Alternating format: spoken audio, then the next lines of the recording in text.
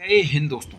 15 अगस्त को JCO mess में अफसर को पार्टी क्यों दी जाती है और 26 जनवरी में अफसर मेस में जेसीओ को पार्टी क्यों दी जाती है, ऐसा क्यों होता है? सेना के अधिकारियों जो अधिकारी हैं, अफसर हैं, ब्रिटिश सोच का जो है उसका एक उदाहरण है।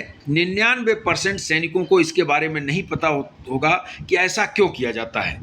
बता दें, पहले ब्रिटिश शासन में लगातार जवान जेसीओ से भेदभाव होते रहते थे।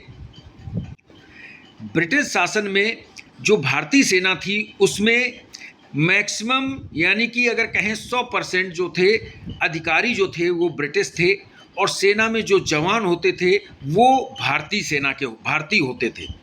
उसके बाद ये ब्रिटिश शासन से ये परंपरा थी कि एक रैंक और बनाई जाए जिसे कहा गया जूनियर कमीशन अधिकारी जेसीओ रैंक।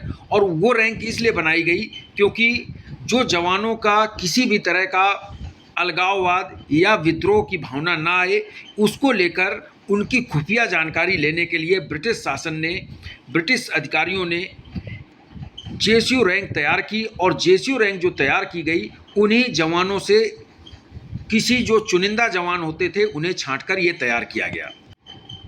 ये जरूरी नहीं था कि हवलदार को ही जेसीओ बनाया जाए, जो ज़्यादा चापलूसी करेगा उसे जेसीओ बनाया जाएगा, ऐसा ब्रिटिश में सरकार में होता था, ब्रिटिश रूल में होता था।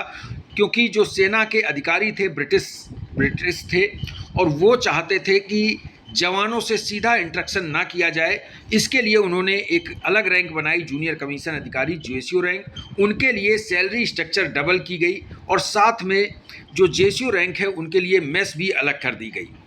क्योंकि पहले जो मेस होती थी अधिकारियों के लिए अलग मेस, जेसीओ जवानों और जेसीओ जो रैंक पहले नहीं थी लेकिन अधिकारियों ने इसे तैयार किया, उनके लिए अलग मेस होती थी। लेकिन जेसीओ रैंक तैयार करने के पीछे उनका कारण था कि जो जवान हैं उनके अंदर विद्रोह की भावना ना आए, इसलिए उन्होंने ये रैंक तैयार की और इस रैंक में जो ज़्यादा चापलूसी करते थे उन्हें शामिल किया जाने लगा। भारत जब 1947 में आज़ाद हुआ उस समय जो सेना में अधिकारी रैंक थी वो उनकी में ब्रिटिश संख्या ज़्यादा थी, लेकिन धीरे धीरे उसमें ब्रिटिश अफसर कम होते गए और जो इंडियन आर्मी के जो इंडिया के लोग थे वो अफसर बनते गए।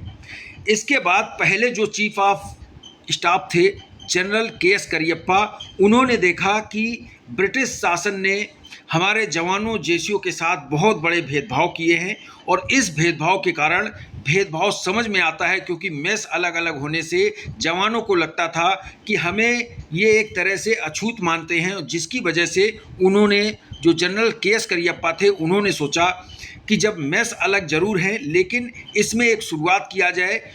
15 अगस्त को अधिकारी को दावत में जेसीओ बुलाने लगे और 26 जनवरी को अधिकारी जेसीओ को दावत में बुलाने लगे, जिससे कि ये भेदभाव खत्म किया जाए, इस तरह की मानसिक भेदभाव जो है खत्म किया जाए, जिसको लेकर काफ़ी लोग ये कह रहे थे कि जो ब्रिटिश शासन है जवान जो होते हैं उनके साथ भेदभाव देखने को मिलता है।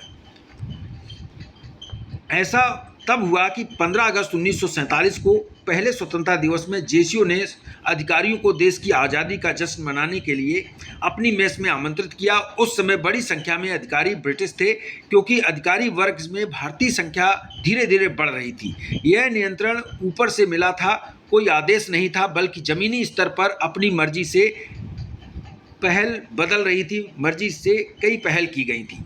इस रीति रिवाज को ये भी देखा गया कि जो महाराणा प्रताप थे, शिवाजी महाराज थे, उनकी सेना में किसी तरह का भेदभाव नहीं था।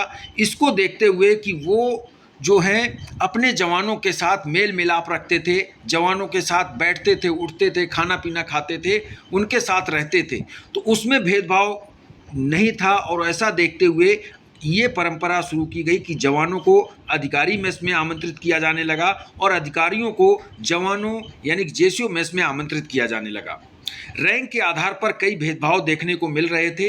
इसको देखते हुए जनरल करियप्पा ने इसकी शुरुआत की और ये शुरुआत तभी से 15 अगस्त 1947 से शुरू हो चुका था कि जेसीओ अधिकारी की मेस में जाएंगे, आमंत्रित किया जाता था खाने के लिए, और अधिकारी जेसीओ की मेस में आमंत्रित किए जाते थे। थैंक यू, जय हिंद।